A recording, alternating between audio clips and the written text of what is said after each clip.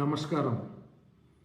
చర్మ వ్యాధులు మనకి వచ్చే చర్మ వ్యాధులు ఏవైతే ఉన్నాయో వీటికి జ్యోతిష్య శాస్త్రం ప్రకారం ఒక 2-3 గ్రహాలు ముఖ్య కారణంగా మనం చెప్పుకోవచ్చు.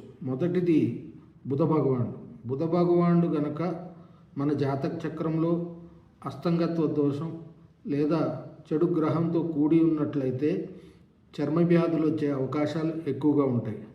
అలాగే చంద్రభగవానుడు గనక పాపగ్రస్తుడైన చేత మన జాతక చక్రంలో ఈ యొక్క కాంబినేషన్స్ ఉన్నప్పుడు బ్లడ్ సర్క్యులేషన్ సరిగ్గా లేక ఇంప్యూర్ బ్లడ్ సర్క్యులేట్ అయ్యి మనకి డెర్మటైటిస్ ఇత్యాది అలర్జెటిక్ రియాక్షన్స్ ఇవన్నీ వచ్చే అవకాశాలు చంద్రభగవానుడు వల్ల కలుగుతాయి. అలాగే రాహు భగవానుడు మన జ్యోతిష్య శాస్త్రం ప్రకారం మన జాతక చక్రంలో సడన్ డిసీజెస్ అంటే సడన్గా వచ్చే వ్యాధులు, దీర్ఘకాలిక వ్యాధులకు, కారణం లేని వ్యాధులకు ఆయన కారకుడు కాబట్టి ఒక్కొక్కసారి రాహు భగవానుడు వల్ల కూడా ఈ చర్మ వ్యాధులు వచ్చే అవకాశం ఉంది. కాబట్టి చర్మ వ్యాధులు వచ్చిన వారు ఈ 3 గ్రహాలను ప్రత్యేకంగా వారి జ్యోతిష్కులను సంప్రదించి పరీక్షించి తగిన జాగ్రత్తలు తీసుకోవాలి.